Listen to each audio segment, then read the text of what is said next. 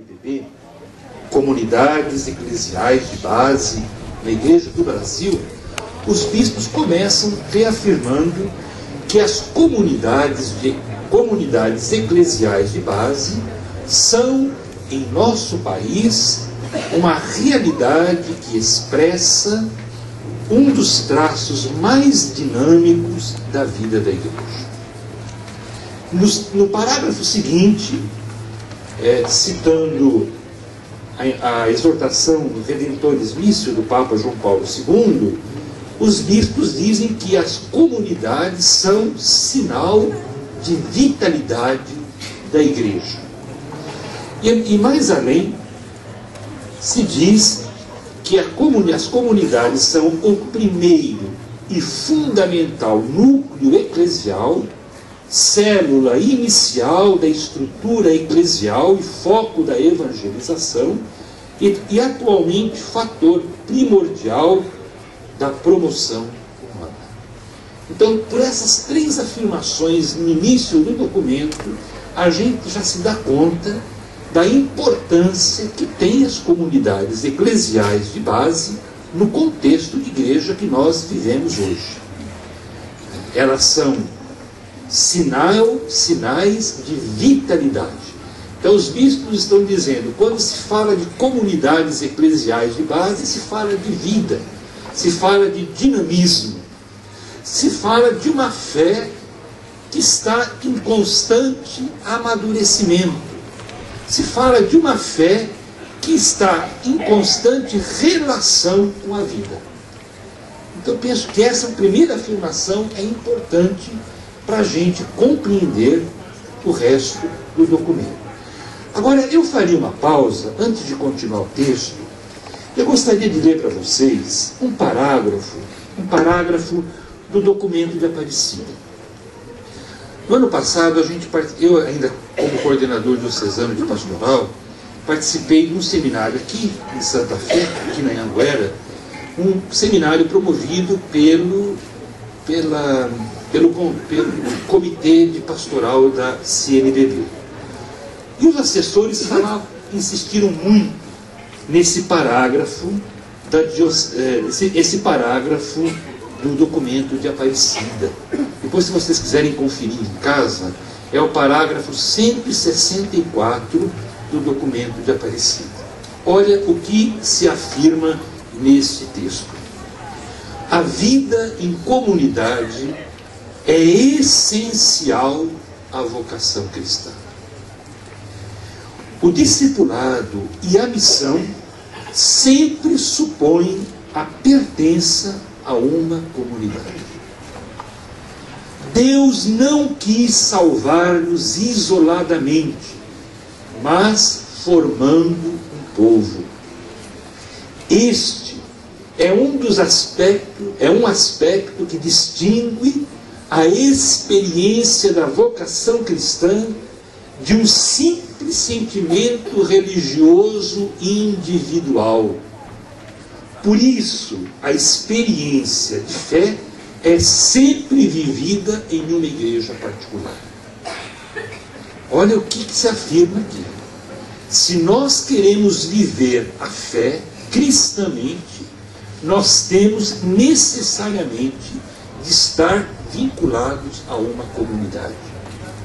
É essa pertença à comunidade que nos distingue, que torna a fé cristã distinta de um sentimento religioso individual.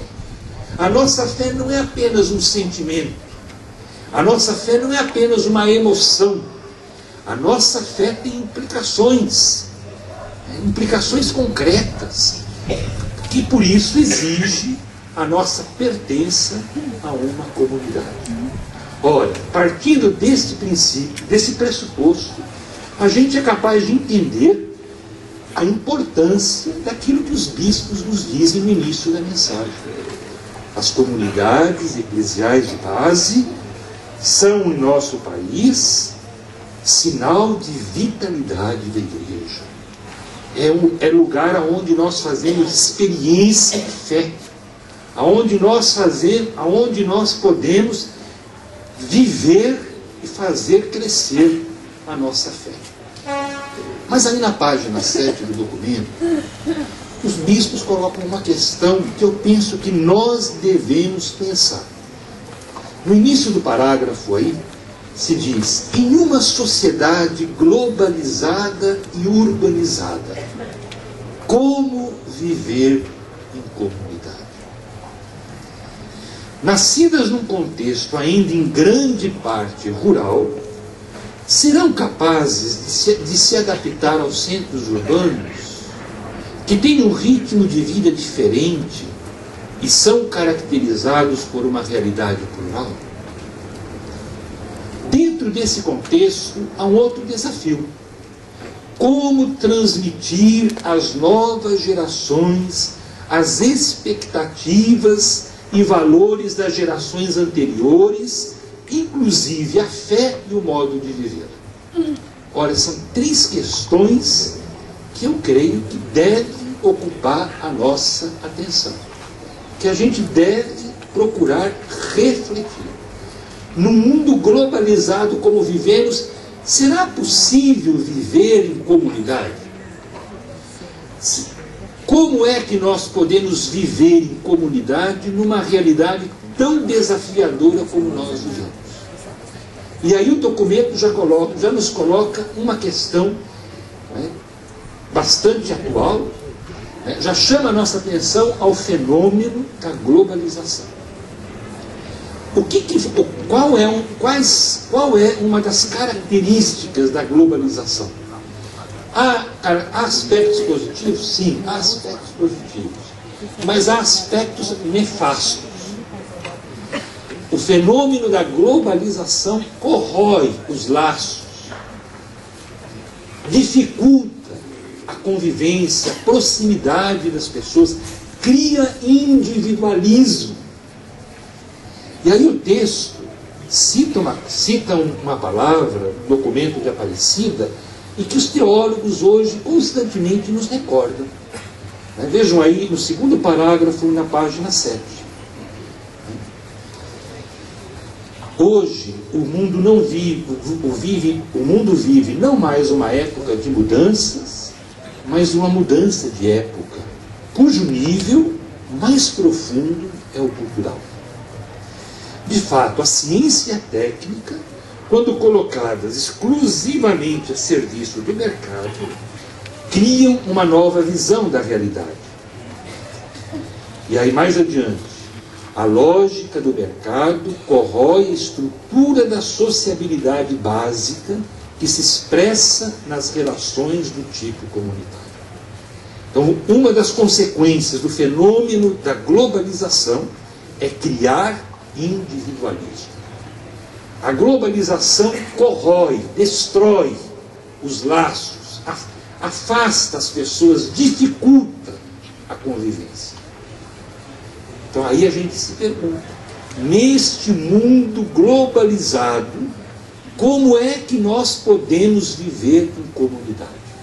Qual deve ser o nosso esforço?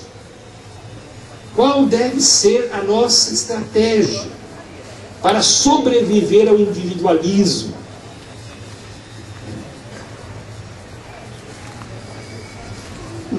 Imediatamente os bispos já nos dão uma dica, né?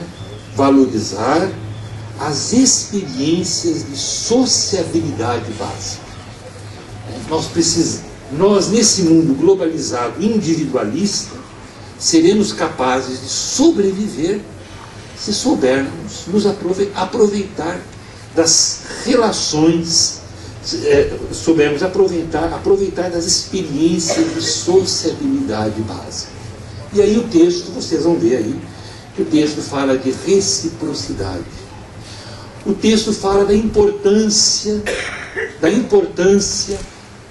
dos laços que se dão entre a vizinhança, os laços que dão entre aqueles que estão mais próximos, reforçar esses laços, porque aí está uma oportunidade de nós vencermos o individualismo e fazermos crescer a comunidade. Bem, aí o que o texto diz é a solidariedade entre vizinhos, que assegura o cuidado com crianças, idosos, doentes, por exemplo. E não por acaso esses espaços periféricos favorecem o desenvolvimento de associações de vizinhança e movimentos que reivindicam melhorias de equipamento urbano, bem como das próprias comunidades eclesiais de base.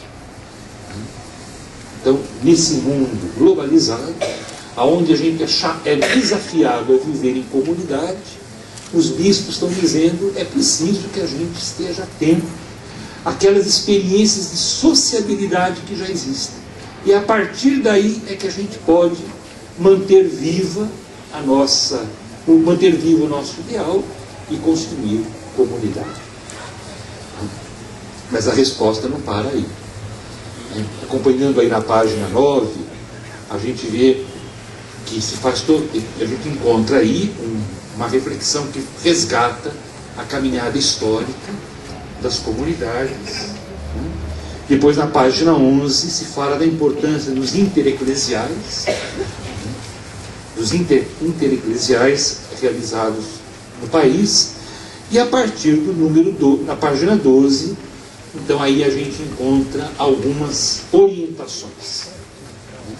O nosso esforço de viver em comunidade, o que é importante a gente considerar. Então os bispos aí dizem é importante a gente considerar a espiritualidade que nos anima. Espiritualidade que tem sua fonte no mistério da Trindade. O grande modelo de comunidade é a Trindade. É na Trindade que nós nos inspiramos. O nosso Deus é um Deus comunidade. É um Deus que vive em comunhão. Não é um Deus isolado. Não é um Deus solidão. Então, a nossa espiritualidade parte da experiência de Deus. Um Deus comunidade, um Deus comunhão, nos congrega, nos reúne. Quer formar conosco, quer nos fazer povo de irmãos. Que tem na Eucaristia, vejam aí, o sacramento, que tem na Eucaristia o seu lugar por excelência. Por que a Eucaristia é lugar por excelência da espiritualidade? Porque é o sacramento que expressa comunhão e participação de todos e todas, como numa grande família ao redor da mesa do Pai. Uma espiritualidade que tem que nos levar à diaconia e à profecia. Espiritualidade autêntica, nasce, parte da Trindade, se alimenta da Eucaristia, mas nos leva à diaconia, ao serviço, e nos leva à profecia. E o texto cita aí duas personagens importantes, a doutora Zilda Arnes, na página 14, e a irmã Dorothy Stanley, que nasceram na comunidade, nas comunidades, viveram nas comunidades, e é um testemunho dessa espiritualidade que nasce da Trindade, se alimenta da Eucaristia e se manifesta no serviço e na profecia.